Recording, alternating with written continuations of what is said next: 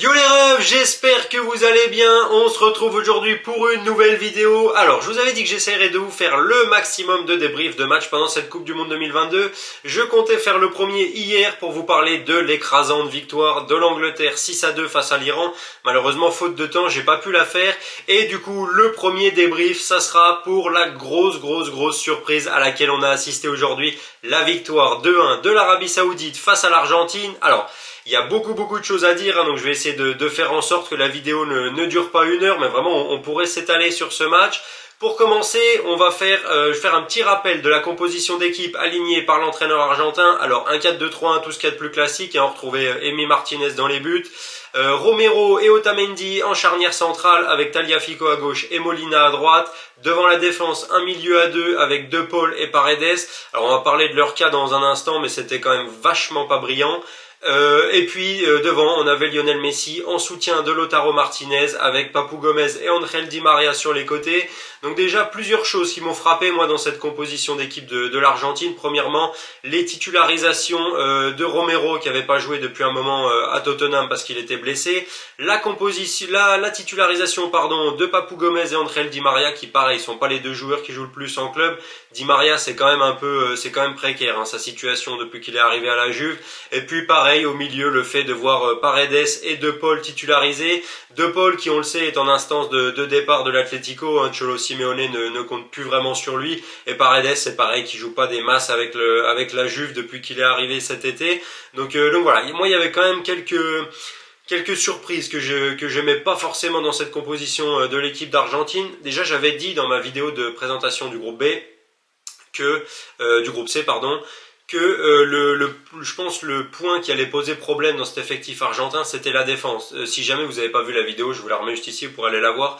Pour moi le milieu et l'attaque c'est très cohérent, mais la défense je pense que c'est vraiment pas au niveau du reste de l'équipe, donc ça allait poser problème et ça s'est avéré aujourd'hui parce que quand on voit la prestation défensive de l'Argentine c'était quand même pas brillant. Alors bon, l'effectif c'est une chose, le match en lui-même c'en est totalement une autre, parce que l'Argentine avait quand même bien commencé, ils avaient mis le pied sur le ballon rapidement, Lionel Messi a ouvert le score sur penalty après peut-être même pas 10 minutes de jeu, donc voilà, c'était une bonne entame de match de la part de l'Argentine, et après, j'ai trouvé que ça manquait clairement d'allant offensif, que ça manquait de liant au milieu, il n'y avait pas assez de créativité, il n'y avait pas d'allant dans le jeu de l'équipe d'Argentine.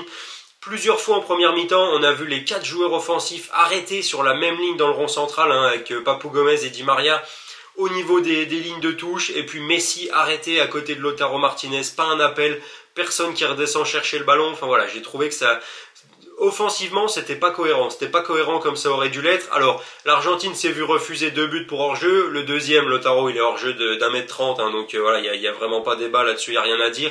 Par contre, le premier, bon, je suis bien d'accord, il est hors-jeu d'une épaule, c'est un hors-jeu, faut le siffler, mais cette connerie de hors-jeu semi-automatique, là, sérieux, je trouve que ça dénature complètement le football.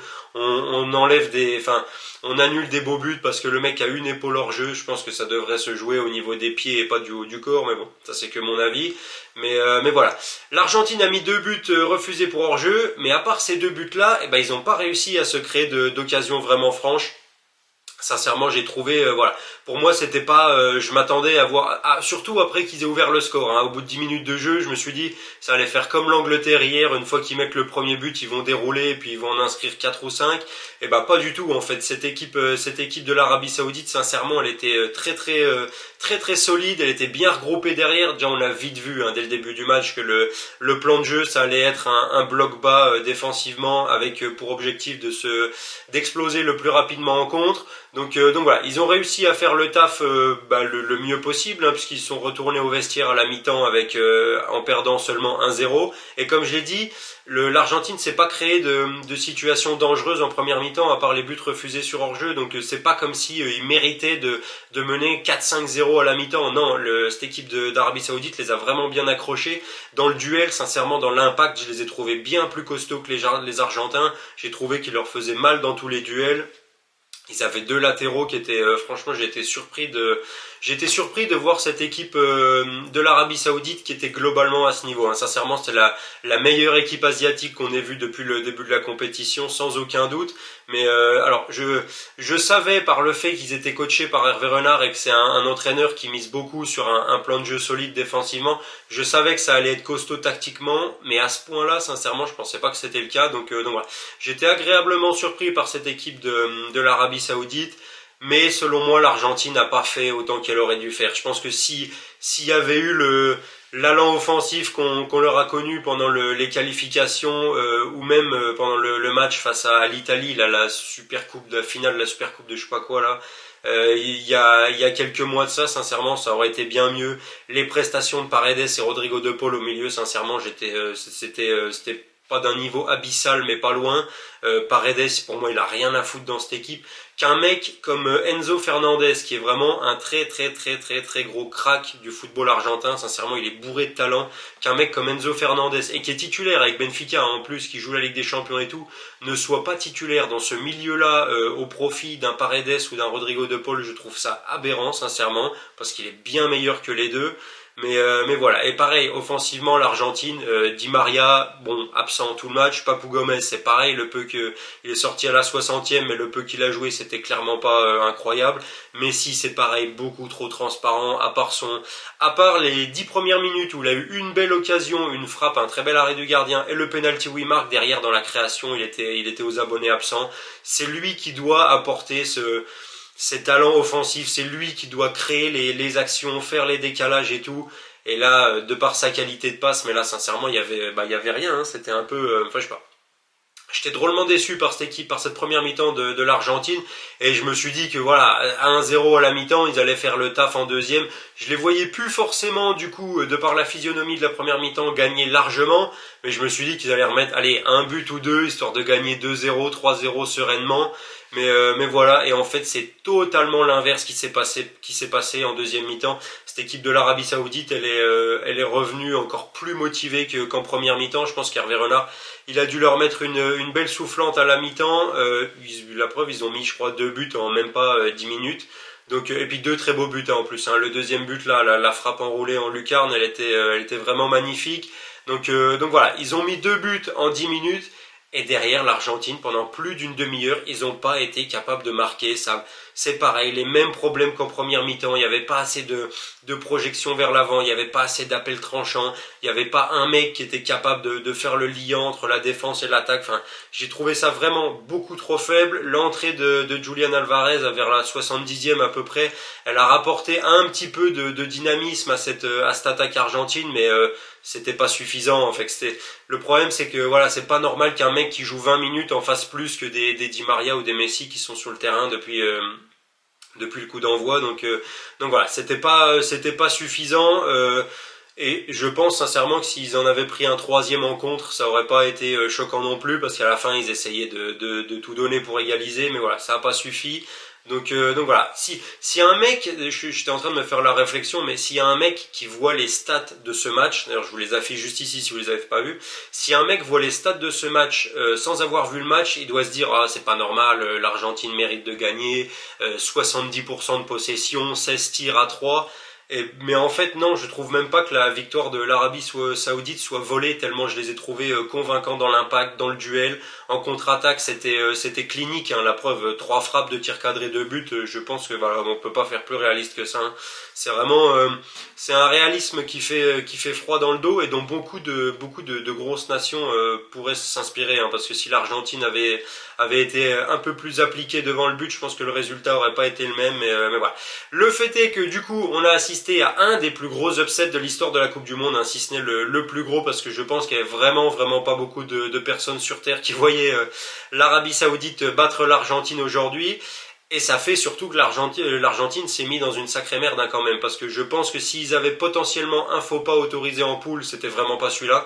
Je pense qu'il fallait vraiment gagner le match là, et à la limite derrière, s'ils battaient pas le Mexique, ils pouvaient s'imposer face à la Pologne sans trop de soucis.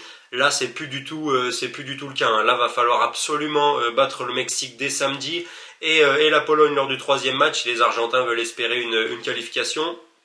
Surtout que maintenant qu'ils ont perdu le premier match, ça va être d'autant plus dur d'aller chercher la première place. Et on sait que s'ils finissent deuxième de leur groupe, ils peuvent potentiellement tomber sur l'équipe de France en huitième.